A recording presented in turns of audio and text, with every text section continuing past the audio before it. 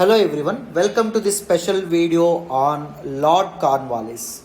So British governor general అయినటువంటి lord Cornwallis ఎవరైతే ఉన్నారో ఆయన గురించి మనం ఈ పర్టికులర్ వీడియోలో తెలుసుకుందాం. ఈ ఒక్క వీడియోతో మీరు ప్రిలిమ్స్లో అయినా మెయిన్స్లో అయినా కార్న్వాలిస్ గురించి ఏ క్వశ్చన్ వచ్చినా మీరు చక్కగా అయితే ఆన్సర్ చేయగలుగుతారు, నాది హామీ. సో పూర్తిగా ఈ వీడియో అనేది చూడండి. వీడియో చూసే ముందు ఒక చిన్న అనౌన్స్మెంట్ అమ్మ, యూపీఎస్సీ హిస్టరీ కోర్స్ మీరు ఎవరైనా తీసుకోవాలంటే హ్యాపీగా తీసుకోవచ్చు. Ancient history, medieval history, modern history, post independence history, world history, art and culture and దాంతోపాటు ప్రిలిమ్స్ అండ్ మెయిన్స్కి సంబంధించిన నోట్స్ మీకు అన్నీ ప్రొవైడ్ చేయడం అనేటటువంటి జరుగుతుంది. సో నేనే స్వయాన నా చేతులతో నోట్స్ తయారు చేసి కస్టమైజ్డ్ నోట్స్ తయారు చేసి మీకు ఇస్తాను. So UPSC history recorded classes కేవలం 5,000 రూపాయలు మాత్రమే. సో ఇవన్నీ కవర్ అవుతాయి. లైఫ్ టైం వ్యాలిడిటీతో వస్తున్నటువంటి కోర్సు. సో ఇది ప్రత్యూష మేడం నెంబర్కి ఫోన్ చేసి చక్కగా జాయిన్ అవ్వండి. చక్కగా మీరు కాంప్రహెన్సివ్గా సిలబస్ అయితే కంప్లీట్ చేయొచ్చు. ఓకేనా? రైట్. ఇంకొక అనౌన్స్మెంట్ విన్న తర్వాత మనం వెంటనే క్లాస్లోకి వెళ్ళిపోదాం, లేట్ చేయకుండా వినండి. సో మన ఇన్స్టిట్యూట్ యొక్క యూట్యూబ్ ఛానల్ 50,000 సబ్స్క్రైబర్స్ని చేరుకోవడం అనేటటువంటిది జరిగింది. సో ఈ సందర్భాన ఇన్స్టిట్యూట్ అడ్మినిస్ట్రేషన్ మనకి ఆఫర్స్ అనేటటువంటి ఇస్తున్నారు, చూడండి. So UPSC offline new batches అనేటటువంటి మే 1వ తారీఖు నుంచి మొదలవుతున్నాయి. హైదరాబాద్లో, విశాఖపట్నంలో, శ్రీకాకుళంలో. సో మూడింట్లో మన యొక్క ఈ 3 ప్లేసెస్లో కూడా మన యొక్క ఆఫ్లైన్ ఇన్స్టిట్యూట్స్ ఉన్నాయి. సో ఆఫ్లైన్ ఫీజు మామూలుగా 70,000, కానీ మన సబ్స్క్రైబర్స్కి కేవలం 60,000 రూపీస్కే మీకు చక్కగా వస్తుంది. సో కేవలం 60,000 రూపాయలకే మీరు హ్యాపీగా జాయిన్ అవ్వచ్చు. లైఫ్ టైం వ్యాలిడిటీతో వస్తున్నటువంటి కోర్సెస్ ఆలోచించండి. 30th ఏప్రిల్ వరకు మాత్రమే ఈ ఫీజు వ్యాలిడిటీలో ఉంటుంది. తర్వాత ఫీజు అనేది 70,000 అయిపోతుంది. సో మేడం నెంబర్కి ఫోన్ చేసి జాయిన్ అవ్వండి. యూపీఎస్సీ ఆన్లైన్ మీద కూడా మీకు 10,000 తగ్గుతుంది. జస్ట్ 50,000 రూపీస్కే మీకు వస్తుంది ఆన్లైన్. యూపీఎస్సీ ఆఫ్లైన్ కూడా 60,000 రూపీస్కే వస్తుంది. ఏపీఎస్సీ గ్రూప్ 1 కానీ టీఎస్పీఎస్సీ గ్రూప్ 1 కానీ ఏం తీసుకున్నా 35,000 రూపీస్ మాత్రమే. ఎన్సీఆర్టీ ఫౌండేషన్ కోర్స్ జాయిన్ అవ్వాలన్నా మీకు 15,000 కాదు, 13,500 మాత్రమే. ఆప్షనల్స్ 5 ఆప్షనల్స్ మన ఇన్స్టిట్యూట్లో చెప్తున్నారు. So first public administration PSIR Suresh sir తీసుకుంటారు, ఆంథ్రోపాలజీ శ్రీనివాస్ సార్ తీసుకుంటారు, సోషియాలజీ నేను చెప్తాను, అండ్ దాంతోపాటు మన తెలుగు లిటరేచర్ సబ్జెక్ట్ సీతాపత్ సార్ చెప్తారు. 25,000 కాదండి, కేవలం 22,500కే మీరు ఆప్షనల్ కూడా జాయిన్ అవ్వచ్చు. లైఫ్ టైం వ్యాలిడిటీతో వస్తున్నటువంటి కోర్సెస్ కదా, ఎవరైనా జాయిన్ అవ్వాలనే ఉద్దేశం ఉంటే జాయిన్ అవ్వండి. సో 30th ఏప్రిల్ వరకు ఫీజు వ్యాలిడిటీలో ఉంటుంది, తర్వాత ఫీజు అనేటటువంటిది పెరుగుతుంది. ఓకేనా? రైట్. మరి మన క్లాస్లోకి వెళ్ళిపోదాం, వినండి. సో చూడండి అమ్మా, lord Charles Cornwallis.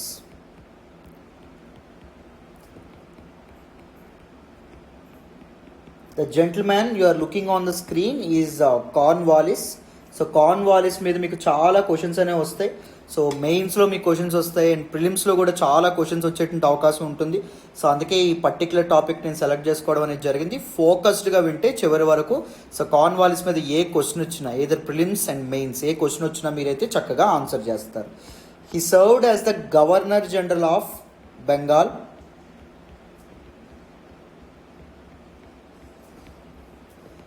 So 1773 regulating act తర్వాత గవర్నర్ ఆఫ్ ఫోర్ట్ విలియం లేదా గవర్నర్ ఆఫ్ బెంగాల్ కాస్త గవర్నర్ జనరల్ ఆఫ్ బెంగాల్ అనే పేరు మారడం అనేటటువంటి జరిగింది, మీ అందరికీ తెలుసు. సో ఈయన ఎప్పటి నుంచి ఎప్పటి వరకు చేశారు? 1786 టు 1793, 1793 వరకు చేయడం అనేటటువంటిది ఏంటి, గవర్నర్ జనరల్ ఆఫ్ బెంగాల్గా వర్క్ చేయడం అనేటటువంటిది జరిగిందమ్మ. And he is known for his reforms. గుర్తుపెట్టుకోండి, ఈయన చాలా సంస్కరణలు ఏవైతే ఉంటాయో వాటిని తీసుకురావడం అనేటటువంటి జరిగింది. ఇంతకీ రిఫార్మ్స్ అంటే ఏంటి? Reforms are actually measures that are taken to improve something. దేనిలో అయినా ఇంప్రూవ్మెంట్ కోసం ఏదైనా చేంజెస్ ఇంట్రడ్యూస్ చేస్తే దాన్ని ఏమంటాం మనం? రిఫార్మ్ అని చెప్పి అంటాం. సో ఇతను రిఫార్మ్స్కి ప్రసిద్ధి, అతను సంస్కరణలకు ప్రసిద్ధి అని చెప్పుకున్నాం కదా. మెజారిటీ ఆఫ్ హిస్ రిఫార్మ్స్ ఏ ఇయర్లో ఆయన తీసుకొచ్చాడు అంటే last year of his service 1793లో ఆయన తీసుకురావడం అనేటటువంటి జరిగింది. దీన్ని తీసుకొచ్చినటువంటి రిఫార్మ్స్ని కూడా మనం మాట్లాడదాం. And Cornwallis was actually a commander of the British army. So governor general అవ్వకముందు ఈయన బ్రిటిష్ ఆర్మీలో ఒక కమాండర్గా పనిచేస్తూ ఉండడం అనేటటువంటిది జరిగింది. సో ముఖ్యంగా అమెరికన్ వార్ ఆఫ్ ఇండిపెండెన్స్ ఏదైతే ఉంటుందో, అమెరికన్ రెవల్యూషన్ ఏదైతే ఉంటుందో దానిలో కార్న్వాలిస్ సో బ్రిటిష్ సైన్యం ఏదైతే ఉంటుందో బ్రిటిష్ సైన్యంతో combined forces of America and French వాళ్ళకి లొంగిపోవడం అనేటటువంటిది జరుగుతుందమ్మా. సో మనకి అమెరికన్ వార్ ఆఫ్ ఇండిపెండెన్స్ దేంతో ఎండ్ అవుతుంది అంటే siege of Yorktown. Very important event, మీ అందరికీ తెలుసని అనుకుంటున్నాను. అమెరికన్ వార్ ఆఫ్ ఇండిపెండెన్స్ గురించి ఎవరికైనా తెలియకపోతే నేను ఆల్రెడీ ఒక వీడియో చేశాను, అమెరికన్ రెవల్యూషన్ అని చెప్పి. సో ఆ వీడియో ఒకసారి చూడండి. 1781లో సీజ్ ఆఫ్ యార్క్ టౌన్ అనేటటువంటి ఒక ఈవెంట్ జరుగుతుంది, ఒక ఇన్సిడెంట్. ఆ ఇన్సిడెంట్లో ఈయన బ్రిటిష్ ఫోర్సెస్ని లీడ్ చేస్తున్నటువంటి కార్న్వాలిస్ ఎవరైతే ఉన్నారో ఆయన బ్రిటిష్ ఫోర్సెస్ని అమెరికా అండ్ ఫ్రెంచ్ ఫోర్సెస్ ముందు లొంగిపోవడం అనేది జరుగుతుంది, లొంగిపోయేలా చేయడం అనేటటువంటిది జరుగుతుంది అనమాట. అక్కడితో American war of independence end అవ్వడం అనేటటువంటిది జరుగుతుంది. Very important fact. ఇంతకీ ఫ్రెంచ్ వాళ్ళు అమెరికా వాళ్ళకి ఎందుకు హెల్ప్ చేశారు, ఏంటి అమెరికన్ వార్ ఆఫ్ ఇండిపెండెన్స్ తెలుసుకోవాలంటే ఒకసారి నేను చెప్పాను కదా వీడియో అనేటటువంటిది, నేను చేసిన ఒక వీడియో ఉంటుంది, అది చూడండి. ఓకేనా. సో 1781లో ఈయన అమెరికన్ వార్ ఆఫ్ ఇండిపెండెన్స్లో ఓడిపోయిన తర్వాత 1786లో గవర్నర్ జనరల్ ఆఫ్ బెంగాల్గా నియమితుడవ్వడం అనేటటువంటి జరుగుతుంది. Is actually a very energetic administrator అండి. సో ఒక రాజనీతిజ్ఞుడు అని చెప్పుకోవచ్చు. చాలా అద్భుతమైనటువంటి పరిపాలన ఈయన చేయడం అనేటటువంటిది జరిగింది. సో ఈస్ట్ ఇండియా కంపెనీని చాలా ముందుకు తీసుకెళ్లడం అనేటటువంటిది జరిగింది. So since he was the loser in American War of Independence, he had a long history to write. So చాలా సక్సెస్ సాధించాల్సి ఉంది. సో ఆ కసితోనే రావడం అనేది జరుగుతుంది. సో వచ్చినప్పటి నుంచి చాలా రిఫార్మ్స్ ఈయన ఇంట్రడ్యూస్ చేయడం అనేటటువంటిది కూడా జరుగుతుంది. అండ్ దాంతోపాటు హీఈస్ ఏబుల్ కమాండర్ కాబట్టి, ఒక అద్భుతమైనటువంటి సైనికాధికారుడు కాబట్టి ఈయన థర్డ్ ఆంగ్లో మైసూర్ వార్స్ మొత్తం 4 ఆంగ్లో మైసూర్ వార్స్ మీద కూడా నేను ఇంకొక వీడియో అనేటటువంటి చేస్తాను, మీరు కంగారు పడమాకండి. థర్డ్ ఆంగ్లో మైసూర్ వార్ ఏదైతే ఉంటుందో ఎప్పటి నుంచి అప్పటి వరకు 1790 నుంచి 1792 మధ్యలో జరుగుతుంది. దీనిలో టిప్పు సుల్తాన్, హైదర్ అలీ కుమారుడైనటువంటి టిప్పు సుల్తాన్ ఎవరైతే ఉన్నారో ఆయన్ని ఓడించడం అనేటటువంటి జరుగుతుంది. ఆయన్ని ఓడించి టిప్పు సుల్తాన్ మైసూర్ సామ్రాజ్యంలోని చాలా ప్రాంతాలు, ముఖ్యంగా మలాబర్ కోస్ట్లో ఉన్నటువంటి చాలా ప్రాంతాలని ఈస్ట్ ఇండియా కంపెనీ తన సొంతం చేసుకోవడం అనేటటువంటి జరుగుతుంది. So Lord Charles Cornwallis he defeated Tipu Sultan in third Anglo Mysore war. గుర్తుపెట్టుకోండి అమ్మ. And third Anglo Mysore war అనేటటువంటిది ఏ ట్రీటీతో ఎండ్ అవుతుందని అడుగుతారు. ట్రీటీ ఆఫ్ సెరింగపట్టణం లేదా శ్రీరంగపట్టణం. ట్రీటీ ఆఫ్ శ్రీరంగపట్నంతో థర్డ్ ఆంగ్లో మైసూర్ వార్ అనేటటువంటిది ఎండ్ అవుతుంది. ఓకేనా. సో ఈ ట్రీటీ ద్వారా టిప్పు సుల్తాను చాలా ల్యాండ్స్ ఏవైతే ఉంటాయో వాటిని మన ఈస్ట్ ఇండియా కంపెనీకి ఇవ్వాల్సి రావడం అనేటటువంటిది జరుగుతుంది. అర్థమైందా. So these are some important facts in Anglo Mysore wars, Anglo Carnatic wars. So వీటన్నింటి మీద కూడా నేను వీడియోస్ చేస్తాను, మీరు కంగారు పడకండి. మరి ఏం చెప్పుకున్నాం, లార్డ్ చార్లెస్ కార్న్వాలిస్ ఎవరైతే ఉన్నారో he is known for his reforms అని చెప్పుకున్నాం. సో ఎలాంటి రిఫార్మ్స్ ఈయన తీసుకురావడం అనేది జరిగింది ఒకసారి చూద్దామా. అది ప్రాబబుల్ మెయిన్స్ క్వశ్చన్, మీకు చాలా ఇంపార్టెంట్ మెయిన్స్ క్వశ్చన్, మీకు ఈజీగా అర్థమవుతుంది, వినండి. సో చూడండి, reforms introduced by lord Charles Cornwallis introduce చేసినటువంటి సంస్కరణలు. మొత్తం 5 టైప్స్ ఆఫ్ రిఫార్మ్స్ ఏవైతే ఉంటాయో వాటిని ఈయన ఇంట్రడ్యూస్ చేయడం అనేటటువంటిది జరుగుతుంది. So 5 types. ఫస్ట్ వన్ ఏంటి అంటే అడ్మినిస్ట్రేటివ్ రిఫార్మ్స్. సెకండ్ వన్ ఏంటి అంటే పోలీస్ రిఫార్మ్స్.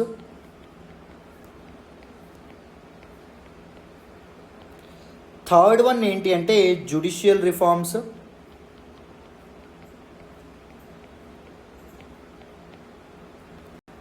ఫోర్త్ వన్ ఏంటి అంటే లా రిఫార్మ్స్. ఫిఫ్త్ వన్ ఏంటి అంటే రెవెన్యూ రిఫార్మ్స్.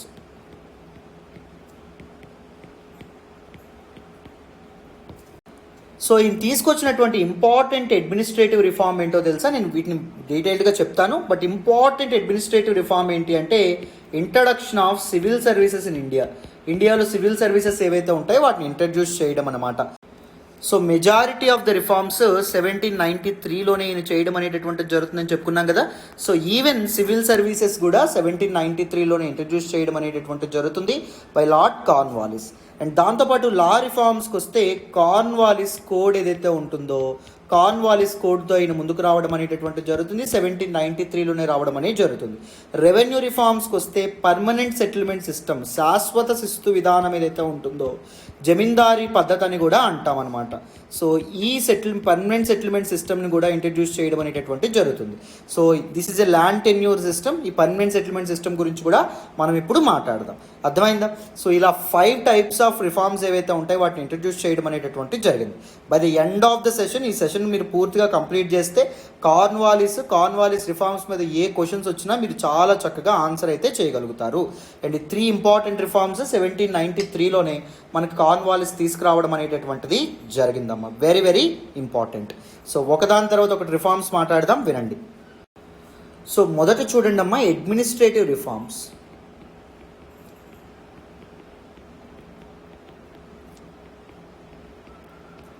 పరిపాలనా సంస్కరణలు ఏవైతే ఉంటాయో వేటిని ఇంట్రడ్యూస్ చేశాడు ఈయన, మనం చూద్దాం. So first very important reform ఏంటో తెలుసా? He introduced and organised civil services in India.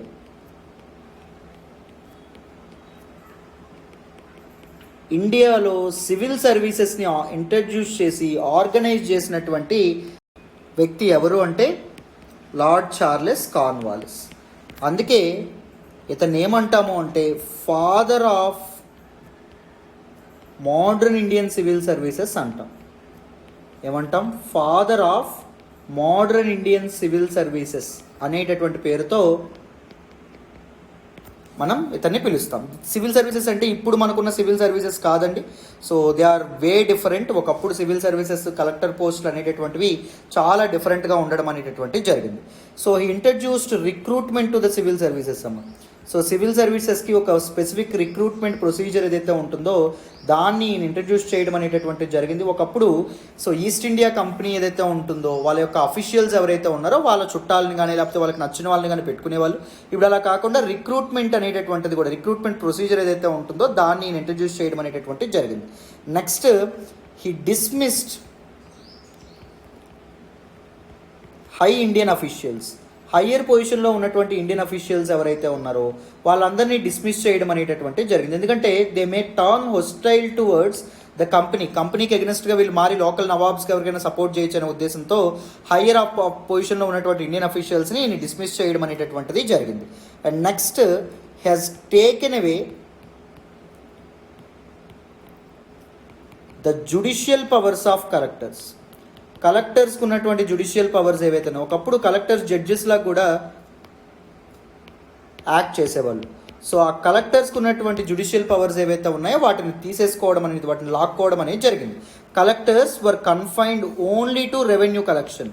భూమి శిస్తును వసూలు చేయడం మాత్రమే వాళ్ళ బాధ్యత తప్ప తీర్పులు ఇవ్వడం అనేటటువంటిది వాళ్ళ బాధ్యత కాదు అనే విధంగా కార్న్వాలిస్ ఇది చేయడం అనేది జరిగింది. సో జ్యుడిషియరీని ఎగ్జిక్యూటివ్ని స్ట్రిక్ట్గా సెపరేట్ చేయడం అనేటటువంటిది జరిగిందన్నమాట. అర్థమైందా? Very important. ఎందుకంటే కలెక్టర్సే రెవెన్యూ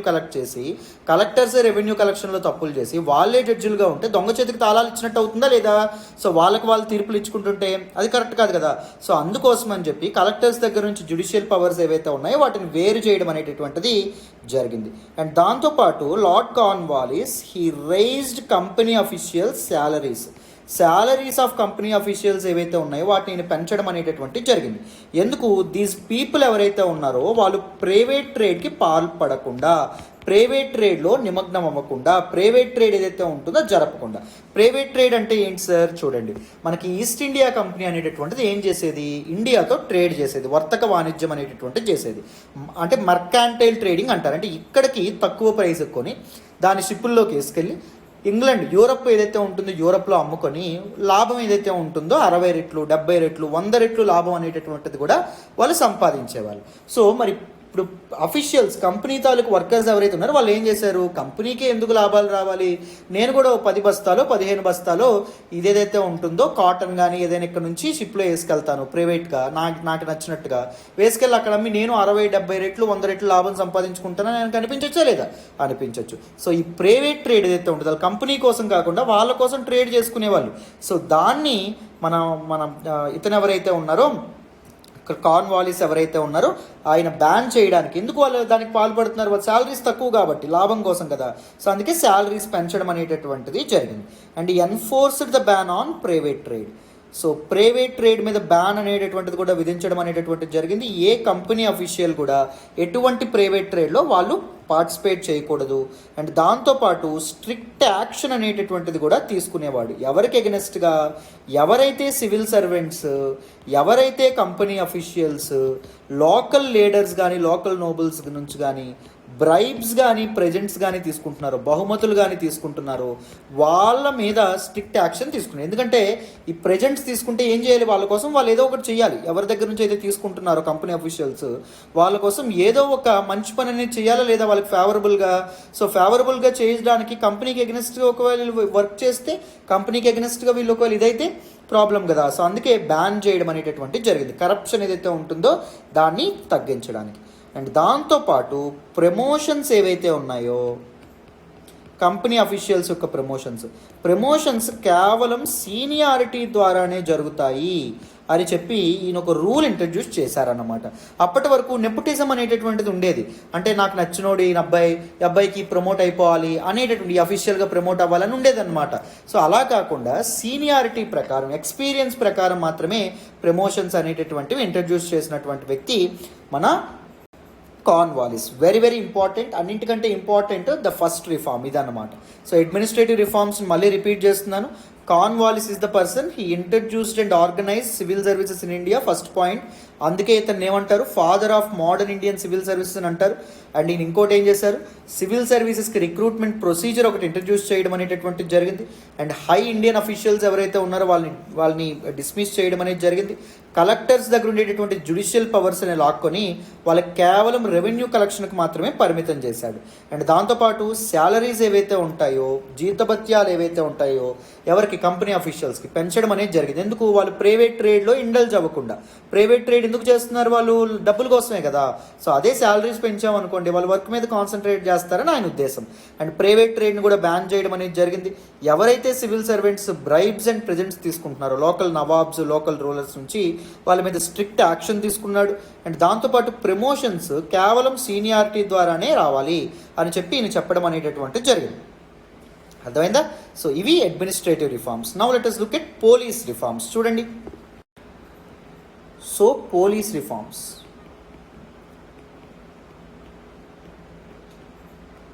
చాలా ఇంపార్టెంట్. ఆల్ దీస్ రిఫార్మ్స్ మీరు చక్కగా ఈ క్లాస్ పూర్తి కంప్లీట్ చేస్తే మీరు ఒక ఆన్సర్ అయితే పర్ఫెక్ట్గా రాయగలరు. సో ఫోకస్డ్గా జాగ్రత్తగా వినండి. So the year is 1791. 1791లో కార్న్వాలిస్ ఇంట్రడ్యూస్డ్ రెగ్యులర్ పోలీస్ ఫోర్స్ని ఇంట్రడ్యూస్ చేయడం అనేటటువంటిది జరిగింది. ఓకేనా? సో పోలీస్ రిఫార్మ్స్ అనేటటువంటివి 2 టైప్స్గా తీసుకున్నాడు అనమాట ఈయన. ఫస్ట్ వన్ ఏంటి అంటే establishment of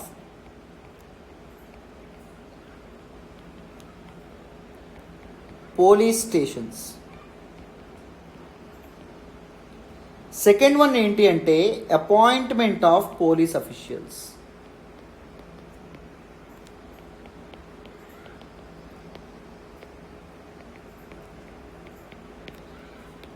establishment of police stations అన్నాం. పోలీస్ స్టేషన్స్కి ఏం పేరు పెట్టడం అనేటటువంటిది జరిగింది అంటే ఒకప్పుడు థానాస్ అనేటటువంటి పేరుతో పిలిచేవాళ్ళు. ఈ పోలీస్ స్టేషన్స్ని దేన్ని బేస్ చేసుకుని ఏర్పాటు చేశారు గుర్తుపెట్టుకోండి. On the basis of area, not population. ఏరియాని బట్టి పోలీస్ స్టేషన్స్ని ఏర్పాటు చేయడం అనేది జరిగింది. అండ్ పోలీస్ అఫీషియల్స్ని 2 టైప్స్ ఆఫ్ పోలీస్ అఫీషియల్స్ని నియమించడం అనేటటువంటిది జరిగింది. ఫస్ట్ పోలీస్ అఫీషియల్ ఎవరు అంటే దరోగా. సెకండ్ పోలీస్ అఫీషియల్ ఎవరు అంటే సూపరింటెండెంట్ ఆఫ్ పోలీస్, ఎస్పీ అన్నమాట. అర్థమైందా? వెరీ ఇంపార్టెంట్, గుర్తుపెట్టుకోండి. సో దరోగా అంటే సింపుల్గా ఇన్స్పెక్టర్ అని చెప్పి అర్థం. ఈ దరోగా ఎవరుంటారు, ఇండియన్ ఉండడం అనేటటువంటిది జరుగుతుంది. ఇండియన్ ఉంటారు. ఎస్పీగా ఎవరుంటారు, సో ఈస్ట్ ఇండియా కంపెనీ యొక్క అఫీషియల్ యూరోపియన్ ఎవరైతే ఉన్నారో యూరోపియన్ ఉండడం అనేటటువంటి జరుగుతుంది. వైట్ పర్సన్, గుర్తుపెట్టుకోండి. ఈ థానాస్, ఈచ్ థానాని హెడ్ చేసే వాళ్ళు ఎవరు అంటే దరోగా. సో ఒక పర్టిక్యులర్ ఏరియాలో ఉండేటటువంటి థానాస్, ఎక్కువ థానాస్ కలిపి వాటిని గవర్న్ చేసేది ఎవరు అంటే ఎస్పీ, సూపరింటెండెంట్ ఆఫ్ పోలీస్. మళ్ళీ రిపీట్ చేస్తున్నాను. సో మన కార్న్వాలిస్ ఇంట్రడ్యూస్ చేసినటువంటి పోలీస్ రిఫార్మ్స్ 1791లో ఒక రెగ్యులర్ పోలీస్ ఫోర్స్ని ఇంట్రడ్యూస్ చేయడం అనేది జరిగింది. ఇతని పోలీస్ రిఫార్మ్స్ 2 టైప్స్. ఒకటి ఎస్టాబ్లిష్మెంట్ ఆఫ్ పోలీస్ స్టేషన్స్, ఒకటి. 2 అపాయింట్మెంట్ ఆఫ్ పోలీస్ అఫీషియల్స్, రెండవది. పోలీస్ స్టేషన్స్ని ఏమని పేరుతో పిలిచేవాళ్ళు అంటే థానాస్ అనేటటువంటి పేరుతో పిలిచేవాళ్ళు. ఈ థానాస్ని కూడా ఏరియాని బేస్ చేసుకొని నియమించడం అనేది జరిగింది. ఏర్పాటు చేయడం అనేది జరిగింది, బట్ నాట్ పాపులేషన్. అఫీషియల్స్ని ఒకటి దరోగా, రెండవ వ్యక్తి ఎవరు సూపరింటెండెంట్ ఆఫ్ పోలీస్. దరోగాగా ఇండియన్ని నియమించేవాళ్ళు, వేరే సూపరింటెండెంట్ ఆఫ్ పోలీస్గా యూరోపియన్ని నియమించడం అనేది జరిగింది. సో ఈచ్ థానాకి హెడ్ ఎవరు దరోగా ఉండేవారు. అండ్ మల్టిపుల్ థానాస్ ఏవైతే ఉన్నాయో ఒక జిల్లాలో ఉండేటటువంటి థానాస్కి హెడ్ ఎవరు ఉండేవాళ్ళు సూపరింటెండెంట్ ఆఫ్ పోలీస్ ఉండడం అనేటటువంటిది జరిగింది. అండ్ దాంతోపాటు ఇంకొక ఇంపార్టెంట్ ఫ్యాక్ట్ గుర్తుపెట్టుకోవాల్సింది ఏంటి అంటే జమీందారుల దగ్గర ఉన్నటువంటి పోలీస్ పవర్స్ ఏవైతే ఉన్నాయో, జమీందార్స్కి అప్పటి వరకు ఉన్నటువంటి పోలీస్ పవర్స్ ఏవైతే ఉన్నాయో వాటిని లాక్కోవడం అనేటటువంటిది జరిగింది. అర్థమైందా? పోలీస్ పవర్స్ని లాక్కొని regular police powers, that is darogas, SPs ఎవరైతే ఉంటారో వాళ్ళకి అప్పగించడం అనేది జరిగింది. రైట్. సో పోలీస్ పవర్స్ అనేవి ఇవ్వడం వల్ల చాలామంది జమీందారులు అవ్వడానికి ఇష్టపెట్టుకునే వాళ్ళు. ఎందుకంటే ప్రజల మీద జులుం ప్రదర్శించవచ్చు కదా, ప్రజల మీద ఎలా పడితే అలాగా ఎక్స్ప్లాయిట్ చేయొచ్చు కదా, అందుకోసం అని చెప్పి అనమాట. సో ఈ రకమైనటువంటి రిఫార్మ్స్ తీసుకురావడం అనేది జరిగింది. Now let us look at some judicial reforms. So చూడండి, జుడిషియల్ రిఫార్మ్స్ చూద్దాం. న్యాయపరమైనటువంటి సంస్కరణలు ఏవైతే ఉంటాయో వాటిని మనం అబ్జర్వ్ చేయాలి, చాలా important. So the most important judicial reform introduced by Lord Cornwallis was the establishment of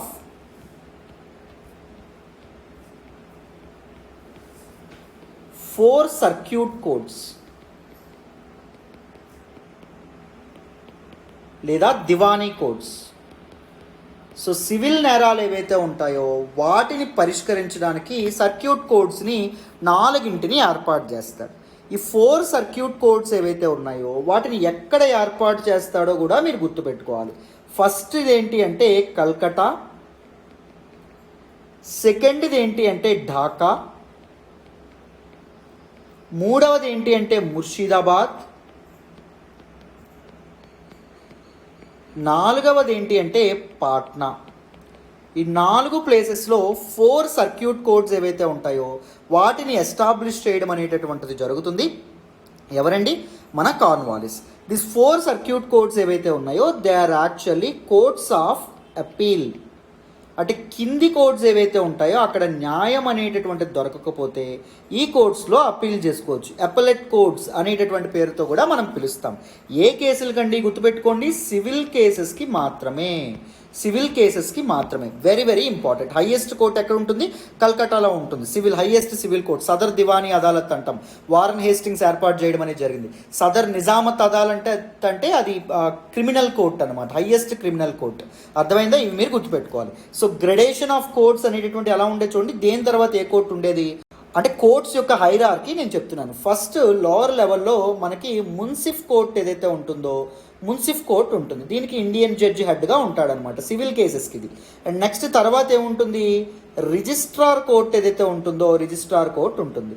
తర్వాత ఏముంటుంది? ఈచ్ డిస్ట్రిక్ట్కి డిస్ట్రిక్ట్ కోర్ట్ ఏదైతే ఉంటుందో డిస్ట్రిక్ట్ కోర్ట్ ఉంటుంది.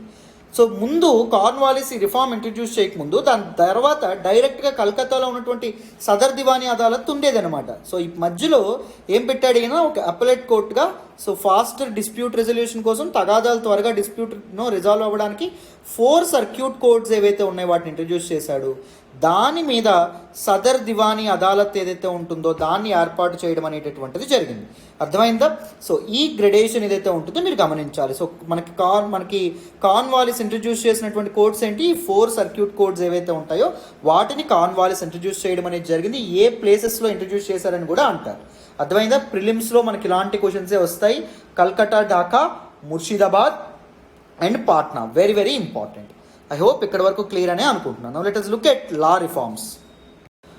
So now let us look at law reforms. Cornwallis introduce చేసినటువంటి లా reforms ఏవైతే ఉంటాయో చట్టపరమైనటువంటి సంస్కరణలు ఏవైతే ఉన్నాయో అవి మనం చూద్దాం. చూడండి, సేమ్ ద ఇయర్ 1793 లాస్ట్ ఇయర్లోనే the very famous Cornwallis code ఏదైతే ఉంటుందో దాన్ని ఇంట్రడ్యూస్ చేయడం అనేటటువంటి జరిగింది. ఎవరండి? Lord Charles Cornwallis. So code అంటే ఏంటి? ఇండియన్ పీనల్ కోడ్, ఇలా కార్న్వాలిస్ కోడ్, నెపోలియన్ కోడ్ అని చెప్పి మనం చెప్తా ఉంటాం. That is actually a list of crimes and a list of punishments, నేరాలు అండ్ దాంతోపాటు దానికి సరినటువంటి పనిష్మెంట్స్ ఏవైతే ఉంటాయో వాటిని లిస్ట్ డౌన్ చేసేదే మనం కోడ్ అని చెప్పి అంటాం. సో కార్న్వాలిస్ అలాంటి కోడ్ని ఇంట్రడ్యూస్ చేయడం అనేటటువంటి జరిగింది. సో ఈ కోడ్ ద్వారా కార్న్వాలిస్ ఏం ఇంట్రడ్యూస్ చేయడం అనేటటువంటి జరిగింది, యూరోపియన్స్ ఎవరైతే ఉంటారో, ఐరోపా వాళ్ళు ఎవరైతే ఉంటారో వాళ్ళని కూడా జ్యూరిస్డిక్షన్లోకి తీసుకురావడం అనేది జరిగింది. వాళ్ళు కూడా న్యాయ విచారణకి అర్హులు అనే విధంగా చెప్పడం అనేటటువంటిది జరిగిందమ్మా. అంటే ఈ మున్సిఫ్ కోడ్స్ ఇవేవైతే ఉన్నాయో అక్కడ నాట్ ఓన్లీ ఇండియన్స్, యూరోపియన్స్ని కూడా విచారించవచ్చు అని చెప్పి చెప్పడం అనేటటువంటి జరిగింది. ఈవెన్ గవర్నమెంట్ అఫీషియల్స్ ఎవరైతే ఉంటారో, ప్రభుత్వ ఉద్యోగులు ఎవరైతే ఉన్నారో వాళ్ళు కూడా దే కెన్ బి ట్రైడ్, వాళ్ళు కూడా విచారణకి గురవుతారు అని చెప్పి చెప్పడం అనేటటువంటిది జరిగింది. సో ఇక్కడ మనకి ఏంటి ఎన్ష్యూర్ చేస్తున్నారు? Lord Cornwallis is ensuring equality before law. చట్టం ముందు నువ్వు ఇండియన్వా లేకపోతే నువ్వు ఐరోపా వాడివా కాదు, అందరూ చట్టం ముందు సమానులే. So the basic spirit of our constitution, ఇప్పుడు మన రాజ్యాంగం చూస్తే అది మనకేం చెప్తుంది? ఈక్వాలిటీ బిఫోర్ లా అని చెప్తుంది, చట్టం ముందు అందరూ సమానులే అని చెప్తుంది. దాన్ని మొదట ఆ స్పిరిట్ని ఇంట్రడ్యూస్ చేసింది lord Cornwallis through his lord Cornwallis code అమ్మ. Very very important. అట్లీస్ట్ యూరోపియన్స్కి ఇండియన్స్కి ఈక్వాలిటీ అనేది తీసుకురాకపోయినా ఆయన ఇండియన్స్కి మధ్య ఈక్వాలిటీ తీసుకొచ్చారు. మన ఇండియన్స్లో ఒకప్పుడే ఉండేది క్యాస్ట్ సిస్టమ్ అనేటటువంటిది ఉండేది, క్లాస్ సిస్టమ్ అనేటటువంటిది ఉండేది. బ్రాహ్మణ, క్షత్రియ, వైశ్య, శూద్రులు ఉండేవాళ్ళు. సో బ్రాహ్మణులకి ఎక్కువ ప్రివిలేజెస్ ఉండేవి, శూద్రులకి దళితులకి తక్కువ ప్రివిలేజెస్ అనేవి ఉండేవి. Right, they are not allowed to drink water from the same well as well. Right, so ఒకే బావి నుంచి వాటర్ తాగడానికి కూడా వెసులుబాటు అనేటటువంటిది ఉండేది కాదు. సో ఇప్పుడు కార్న్వాలిస్ రిఫార్మ్ ద్వారా ఏం జరిగింది? సో చట్టం ముందు బ్రాహ్మణుడు, శూద్రుడు, దళితుడు అందరూ ఒకరే, క్షత్రియులు అందరూ ఒకటే అనేటటువంటి సిస్టమ్ని కార్న్వాలిస్ ఇంట్రడ్యూస్ చేయడం అనేటటువంటిది జరిగింది. He introduce the principle of rule of law. So చట్టమే అన్నింటికంటే సుపీరియర్. మనం ఇప్పుడు రూల్ ఆఫ్ లా ఏదైతే ఉంటుందో అది మనం ఫాలో అవుతాం. లేదా సోవరెంటీ ఆఫ్ లా, ఆర్బిటరీగా డెసిషన్ అనేటటువంటిది ఎవరు తీసుకోకూడదు. సో ఒకరికి పనిష్మెంట్ ఇచ్చామంటే అది చట్ట ప్రకారంగానే ఉండాలి. ఒక చట్టంలో ఉందా, ఉంటేనే పనిష్మెంట్స్ అనేటటువంటివి ఇవ్వాలి. సో చట్టంలో లేకుండా చట్టానికి వ్యతిరేకంగా ఎవరికి ఆర్బిటరీగా యథేచ్ఛగా పనిష్మెంట్స్ అనేటటువంటివి ఇవ్వకూడదు, లేకపోతే ఎటువంటి మెజర్ తీసుకోకూడదు అనే విధంగా అలాంటి ఒక రూల్ ఆఫ్ లా అనేటటువంటి సిస్టమ్ని కూడా the basic spirit of our constitution again. So ఇది కూడా మనకి కార్న్వాలిస్ కోడ్ నుంచి మనం డెరైవ్ చేయొచ్చు. అండ్ దాంతోపాటు he codified separate Hindu and Muslim laws. Hindu civil laws, Muslim civil laws ఏవైతే ఉంటాయో వాటిని కోడిఫై చేసేటటువంటి ప్రయత్నం చేశాడనమాట. సో హిందువులు ఎవరైతే ఉంటారో వాళ్ళ మనుశాస్త్రము, ధర్మాల ప్రకారం వాళ్ళ యొక్క చట్టాలు, ఇప్పుడు suppose the right of succession అనేటటువంటిది ఎలా ఉండాలి, వారసత్వం అనేటటువంటిది ఎలా ఉండాలి, సో దాంతోపాటు ఆస్తి అనేటటువంటిది ఎలా షేర్ అవ్వాలి మన అబ్బాయిలకి అమ్మాయిలకి మధ్య, ఇలాంటివి ఉంటాయి కదా, మ్యారేజ్, డివర్స్, వీటన్నిటి. అండ్ ముస్లిం లాస్ ఏవైతే ఉన్నాయో, ముస్లిం షరియా చట్టాలు, ఖురాన్ చెప్పేటటువంటి విధంగా ముస్లిం చట్టాలను కూడా కోడిఫై చేయించడం అనేటటువంటిది జరిగింది. 1791లో 1791లో సాంస్క్రిట్ కాలేజ్ని కూడా ఎస్టాబ్లిష్ చేయడం అనేటటువంటి జరిగింది. ఎందుకు? హిందూ లాస్ ఏవైతే ఉంటాయో వాటిని కోడిఫై చేయడానికి అనమాట. సో ఎవరు ఎస్టాబ్లిష్ చేశారు అంటే జొనాథన్ డంకన్ ఎస్టాబ్లిష్ చేయడం అనేటటువంటి జరిగింది. ఎవరి తాలూకా ప్రోద్బలంతో, ఎవరి తాలూకా పుష్తో అంటే మన లార్డ్ కార్న్వాలిస్ యొక్క పుష్తో. ఈ సాంస్క్రిట్ కాలేజ్ ఎక్కడండి? బెనారస్లో ఏర్పాటు చేయబడ్డం అనేటటువంటి జరిగింది. ఇలాంటివి మనకి ప్రిలిమ్స్లో అడిగేటటువంటి అవకాశం ఉంది. ఎందుకు? To codify Hindu law and philosophy. హిందువుల యొక్క లా, చట్టం అండ్ ఫిలాసఫీ ఏదైతే ఉంటుందో దాన్ని కోడిఫై చేయడానికి. ఎవరండి ఈ రిఫార్మ్ అనేది ఈ సాంస్క్రిట్ కాలేజ్ ఎస్టాబ్లిష్ చేసిన వాళ్ళు ఎవరు? Jonathan Duncan. ఎవరండి ఇంపార్టెంట్ రోల్ ప్లే చేసి ఎవరండి ఎంకరేజ్ చేసినటువంటి వ్యక్తి? Lord Cornwallis. Very very important. So law reforms ఏవైతే ఉన్నాయో అవి కూడా మీకు డీటెయిల్డ్గా, చక్కగా, ఫుల్ ప్లెజ్డ్గా అర్థమైందని అనుకుంటున్నాను. మరి నెక్స్ట్ చూడండి. నెక్స్ట్ ఇప్పుడు మనం మాట్లాడుకునేది ఫైనల్గా రెవెన్యూ రిఫార్మ్స్. సో రెవెన్యూ కలెక్షన్లో, భూమి శిస్తును వసూలు చేయడంలో ఎలాంటి సంస్కరణలు మన కార్న్వాలిస్ ఇంట్రడ్యూస్ చేయడం అనేటటువంటిది జరిగింది అని చెప్పి మనం తెలుసుకోవాలి. So the very important Cornwallis పదం వినగానే మనకు గుర్తు రావాల్సింది పర్మనెంట్ సెటిల్మెంట్ సిస్టమ్, శాశ్వత భూమి శిస్తు విధానం అంటాం. So Britishers different land tenure systems ఏవైతే ఉన్నాయో అవి ఇంట్రడ్యూస్ చేయడం అనేటటువంటిది జరిగింది. ల్యాండ్ టెన్యూర్ సిస్టమ్స్ గుర్తుపెట్టుకోండి, ల్యాండ్ టెన్యూర్ సిస్టమ్స్ బ్రిటిష్ వాళ్ళు ఇంట్రడ్యూస్ చేసినటువంటి ల్యాండ్ టెన్యూర్ సిస్టమ్స్ ఏంటి అంటే, మొదటిది పర్మనెంట్ సెటిల్మెంట్ సిస్టము లేదా జమీందారీ సిస్టము, రెండవది రైత్వారీ సిస్టము, ఇది మనం ఇంకో క్లాస్లో మాట్లాడదాం, రైత్వారీ సిస్టము, మూడవది ఏంటి అంటే Mahalwari system, very very important. So ఈ సిస్టమ్స్ని తీసుకొచ్చారనమాట. సో ఈ పర్మనెంట్ సెటిల్మెంట్ సిస్టమ్ ఏదైతే ఉంటుందో దాన్ని ఎవరు తీసుకురావడం అనేటటువంటిది జరిగింది అంటే లార్డ్ కార్న్వాలిస్ అండ్ దాంతోపాటు అతని యొక్క డిప్యూటీ అయినటువంటి సర్ జాన్ షోర్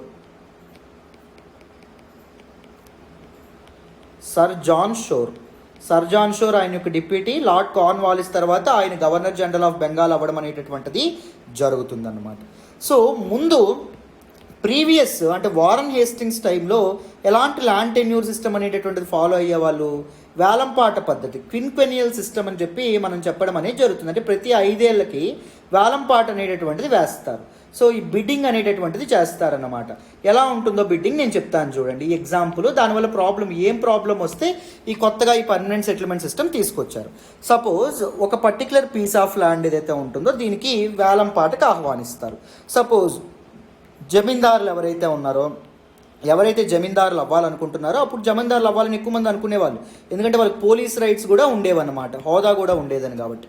సో వీళ్ళు ఏం చేసేవాళ్ళు, వేలంపాటకు వెళ్ళి హై బిడ్డింగ్ అనేటటువంటిది చేసేవాళ్ళు. సపోజ్ 10 లక్షలకి బిడ్డింగ్ అనేటటువంటిది చేసేవాళ్ళు. ఈ 10 లక్షలు వాళ్ళు ఎప్పుడు కట్టాలి, 5 ఏళ్ల తర్వాత కట్టాలన్నమాట. అర్థమైందా? సో 10 లక్షలు కట్టకపోతే ఏం చేస్తుంది గవర్నమెంట్, వీళ్ళ జమీందారీషిప్ ఏదైతే ఉంటుందో ఈ జమీందారీషిప్ని క్యాన్సిల్ చేసేస్తుంది.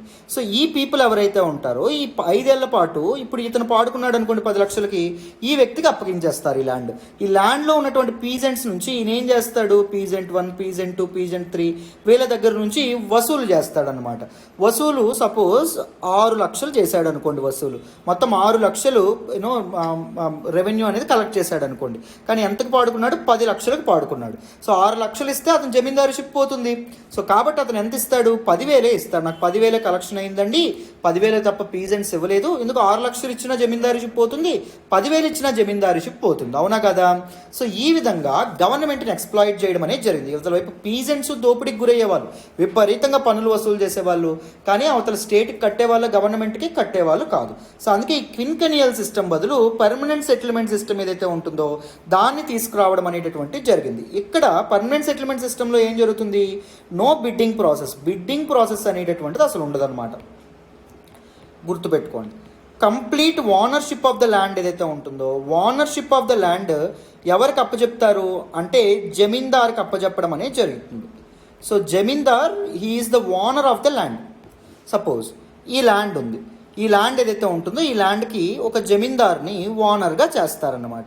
సో ఈ జమీందారు ఆ ల్యాండ్ నుంచి ట్యాక్స్ అనేది government will fix a particular amount of tax. So 1790 census ఏదైతే ఉంటుందో, రికార్డ్స్ ఏవైతే ఉన్నాయో, ప్రొడ్యూస్ ఏదైతే ఉంటుందో 1790లో వచ్చినటువంటి పంట దిగుబడి ప్రకారం 1793లో ఫిక్స్ చేసేస్తారు. The tax that should be collected will be fixed. Zamindar ఎంత కలెక్ట్ చేయాలో ఆ ల్యాండ్ నుంచి ఫిక్స్ అయి ఉంటుందన్నమాట. ఆ జమీందారు ఏం చేయాలి, ఆ ల్యాండ్ నుంచి ఆ ట్యాక్స్ అనేటటువంటిది కలెక్ట్ చేసి స్టేట్ అంటే ఈస్ట్ ఇండియా కంపెనీ గవర్నమెంట్కి చెల్లించాలి. సింపుల్, అర్థమైందా? సో మధ్యవర్తిగా ఇక్కడ జమీందారు ఉండడం అనేటటువంటిది జరుగుతుంది. సో జమీందారు ఇప్పుడు సపోజ్ మనకి ఎలా ఉంటుందంటే, స్టేట్ 10 లక్షల రూపాయలు అనేటటువంటిది అనుకుందనుకోండి. సపోజ్ 10 లక్షల రూపాయలు ట్యాక్స్ అనేటటువంటిది నిర్ణయించింది అనుకోండి. సో జమీందారు అందులో ఎంత తీసుకోవచ్చు అంటే 1/11% ఆఫ్ ట్యాక్స్, అంటే 9% ఆఫ్ ట్యాక్స్, అంటే 90,000 రూపాయలు ఎవరు తీసుకోవచ్చు అంటే మనకి జమీందారు ఉంచుకుంటాడు. మిగిలిన 9,10,000 రూపాయలు అంటే మిగిలిన 10/11 షేర్ ఏదైతే ఉంటుందో, అంటే 91% షేర్ ఏదైతే ఉంటుందో అది తప్పకుండా కంపెనీకి అప్పచెప్పేయాలన్నమాట. అర్థమైందా? సో ఇక్కడ పర్మనెంట్ సెటిల్మెంట్ సిస్టంలో ఏమవుతుంది, the tax that should be collected will be fixed పర్మనెంట్గా ఫిక్స్ అవ్వడం అనేది జరుగుతుంది. ఆ ట్యాక్స్ వసూలు చేసిన దానిలో అంత వసూలు చేయాలి. దానిలో 9% ఆ జమీందారు ఉంచుకుంటాడు, 91% కంపెనీకి చెల్లించడం అనేటటువంటిది జరుగుతుంది.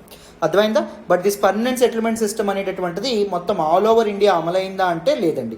It came in to effect only around 19 to 20% of Indian land mass. భారత ఉపఖండంలో 20% ఆఫ్ ల్యాండ్ మాస్ మీద మాత్రమే, పోర్షన్లో మాత్రమే ఇది ఇంట్రడ్యూస్ అయింది. ముఖ్యంగా బెంగాల్ ప్రాంతము అండ్ దాంతోపాటు బీహార్ ప్రాంతము అండ్ దాంతోపాటు ఒరిస్సా ప్రాంతము అండ్ దాంతోపాటు తమిళనాడు ప్రాంతం ఇక్కడే ఎక్కువగా అమలవ్వడం అనేటటువంటిది జరిగింది. అర్థమైందా? సో పీజెంట్, ఇప్పుడు ఇంకొక విషయం చెప్తాను చూడండి.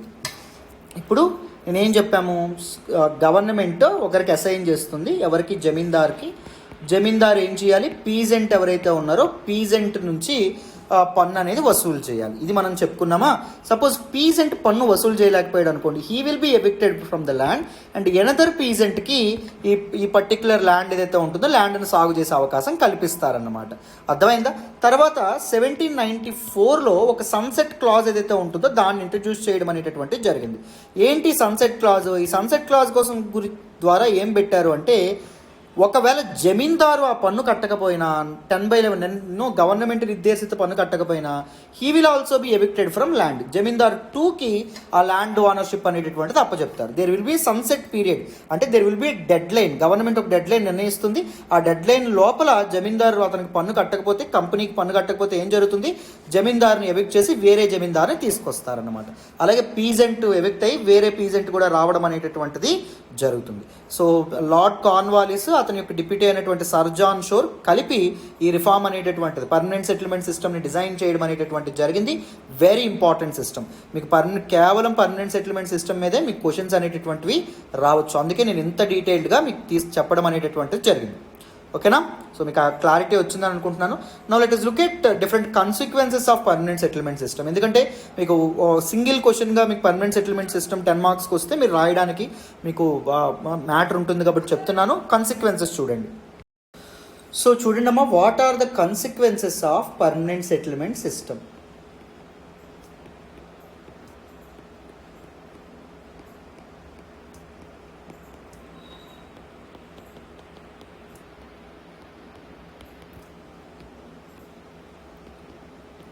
ఈ పర్మనెంట్ సెటిల్మెంట్ సిస్టమ్ వల్ల అసలు ఏం జరిగింది, పర్యవసానాలు ఏంటి, అవి మనం చక్కగా తెలుసుకుందాం.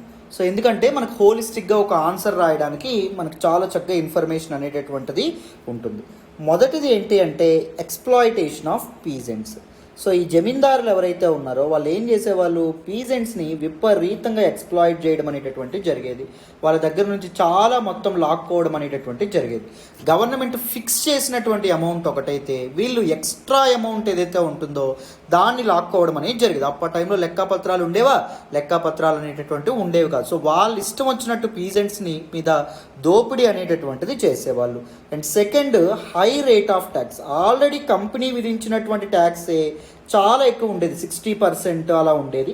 వీళ్ళు ఇంకా ఎక్కువ పన్ను అనేటటువంటిది వసూలు చేసేవాళ్ళు. రైతులకి తినడానికి తిండి గింజలు లేనటువంటి పరిస్థితి కూడా ఏర్పడడం అనేది జరిగింది. And next, chain of intermediaries అమ్మ. సో ఇంటర్మీడియరీస్ అనే వాళ్ళు పెరిగిపోయారు. ఏం జరిగింది అంటే, సో ఇప్పుడు ఈ జమీందార్ పొజిషన్ ఏదైతే ఉంటుందో అది ఎవరికైనా ఇచ్చేవాళ్ళు అన్నమాట. ఎవరికి కావాలంటే జమీందారు వాళ్ళకి జమీందారు పదవి ఏదైతే ఉంటుందో అది ఇవ్వడం అనేటటువంటిది జరిగేది. సో ఎవరైనా దూరంగా ఉన్నటువంటి మర్చెంట్ ఎవరైనా ఉన్నారనుకోండి, ఆయన అంటే ఇప్పుడు సపోజ్ ఇప్పుడు మద్రాసులో ఉన్నటువంటి ఒక మర్చెంట్ బెంగాల్లో ఒక ల్యాండ్ ఏదైతే ఉంటుందో ల్యాండ్ని కొనుక్కున్నాడు అనుకోండి ఇన్ కేసు. సో ఆయన మద్రాసులోనే వ్యాపారం చేస్తాడు. మద్రాసులోనే వ్యాపారం చేస్తూ ఈ బెంగాల్లో ఉన్నటువంటి ల్యాండ్ నుంచి పన్ను వసూలు చేయడానికి ఒకరిని నియమించారు. ఎందుకంటే he wanted to get that 1/11. అంటే ఆయన ఎందుకోసం ఈ చేస్తున్నాడు, ఈ జమీందారుగా ఉంటున్నాడు, దట్ 9% మనీ కోసం కక్కుర్తుపడి. సో మద్రాసులో ఉన్నటువంటి ఆయన తన వ్యాపారం మానుకుని ఇక్కడ రాలేడు కదా 9% కోసం. సో అందుకే ఏం చేస్తాడు, అక్కడ ఒక ఏజెంట్ని పెట్టుకుంటాడు అనమాట, ల్యాండ్ రెవెన్యూ కలెక్షన్ కోసం.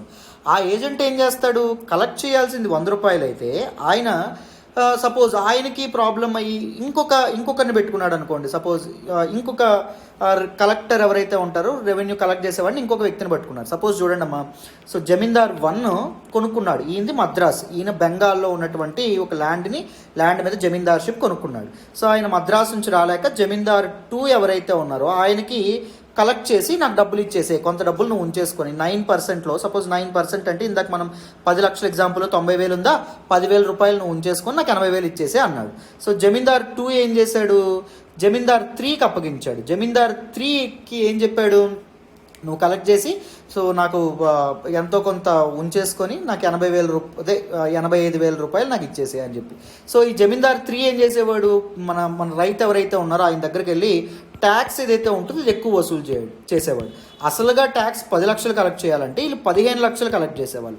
15 లక్షలు ఈ వ్యక్తి కలెక్ట్ చేసి జమీందార్ 2కి ఏం చెప్పేవాడు, 15 లక్షలు కలెక్ట్ అవ్వలేదండి, 12 లక్షలే కలెక్ట్ అయింది అని చెప్పి, సో నేను 2 లక్షలు ఉంచుకుంటున్నాను, 10 లక్షలు మీకు ఇస్తున్నానని చెప్పేవాడు. సో ఈయన ఏం చేసేవాడు, సార్ 10 లక్షలు కలెక్ట్ అయింది, సో ఇదిగోండి మీ 90,000 నేను 10,000 ఉంచుకుంటున్నాను, ఇంకొక మిగిలినటువంటి 80,000 మీకు ఇచ్చేస్తున్నాను, మిగిలింది గవర్నమెంట్కి కట్టేస్తున్నాను, 9,10,000 అని చెప్పి జమీందార్ 1 చెప్పేవాడు. దీనివల్ల ఏం జరిగేది, చైన్ ఆఫ్ ఇంటర్మీడియరీస్ పెరగడం అనేటటువంటిది జరిగింది. సో దానివల్ల పీజెంట్స్కి చాలా ప్రాబ్లం అయ్యేది, వాళ్ళు పన్నులు ఎక్కువ వసూలు చేసేసేవాళ్ళు. సో ఎవరికి వాళ్ళ ప్రాఫిట్ కోసం చూసుకునేవాళ్ళు అనమాట. తర్వాత emergence of very important thing, emergence of money lenders or mahajans. So money lenders, అప్పులు వడ్డీ వ్యాపారం చేసే వాళ్ళు ఎవరైతే ఉన్నారో వాళ్ళ సంఖ్య విపరీతంగా పెరగడం అనేటటువంటిది జరిగింది. ఎంతోమంది పెరిగిపోయారు. ఎందుకంటే వీళ్ళు అప్పులు తిరిగి కట్టలేనటువంటి పరిస్థితి. రైతులు అప్పులు కట్టడానికి వాళ్ళ దగ్గర డబ్బులు లేవు. సో వాళ్ళు ఏం చేసేవాళ్ళు, ల్యాండ్ పోతుంది కదా, సో ఆ ల్యాండ్ పోతుంది కాబట్టి వీళ్ళు ఏం చేసేవాళ్ళు, వడ్డీ వ్యాపారుల దగ్గర అప్పు తీసుకునేవాళ్ళు. వడ్డీ వ్యాపారులు తక్కువ ఇంట్రెస్ట్ రేట్కి ఇస్తారా, ఇవ్వరు, చాలా ఎక్కువ ఇంట్రెస్ట్ రేట్కి ఇవ్వడం అనేటటువంటిది జరిగింది. ఎమర్జెన్స్ ఆఫ్ మనీ లెండర్స్ కూడా ఒక ప్రాబ్లం అయింది. ఈ ఎమర్జెన్స్ ఆఫ్ మనీ లెండర్స్ వల్ల రూరల్ ఇండెటెడ్నెస్ అనేటటువంటిది పెరిగిందమ్మ. అంటే గ్రామీణ ప్రాంతాల్లో అప్పుల వలయంలోకి పీపుల్ కూరుకుపోవడం అనేటటువంటిది జరిగింది. పోవర్టీ, పేదరికం ఏదైతే ఉంటుందో పేదరికం సివియర్ అవ్వడం అనేది జరిగింది. అన్ఎంప్లాయ్మెంట్ ఏదైతే ఉంటుందో అన్ఎంప్లాయ్మెంట్ కూడా సివియర్ అవ్వడం అనేటటువంటిది జరిగింది. అంటే ఉద్యోగాలు లేనటువంటి పరిస్థితి ఏర్పడడం అనేది జరిగింది. ఇన్ఈక్వాలిటీ ఏదైతే ఉంటుందో ఇన్ఈక్వాలిటీస్ కూడా పెరిగినాయి. ఇప్పుడు మనీ లెండర్స్ కానీ జమీందార్స్ కానీ విపరీతంగా రిచ్ అయిపోయారు. రైతులు పాపం తినడానికి తిండి లేకుండా పరిస్థితి ఏర్పడిపోయి వాళ్ళు చాలా ఇబ్బందుల్లో పడ్డం అనేటటువంటిది జరిగింది. సో ఇవన్నీ consequences of permanent settlement system అని చెప్పి మనం చెప్పుకోవచ్చు. So these are some important aspects. So మీ కార్న్వాలిస్ యొక్క introduction and the reforms introduced by Cornwallis ప్రతిదీ డీటెయిల్డ్గా మీకు ఫుల్ ప్లెడ్జ్డ్గా అర్థమైందనే అనుకుంటున్నాను. మీకు ఎక్స్ప్లెనేషన్ వస్తున్నట్టయితే please keep liking our videos. మీ ఫ్రెండ్స్తో షేర్ చేసుకోండి మన వీడియోస్ని. ఎక్స్ప్లెనేషన్ ఎలా ఉందనేది కూడా కామెంట్ చేయండి. Thank you so much for all the support and love so far. Thank you so much. మళ్ళీ ఇంకో మంచి వీడియోతో మీ ముందుకు వస్తాను. సో అప్పటి వరకు సెలవు. Thank you so much.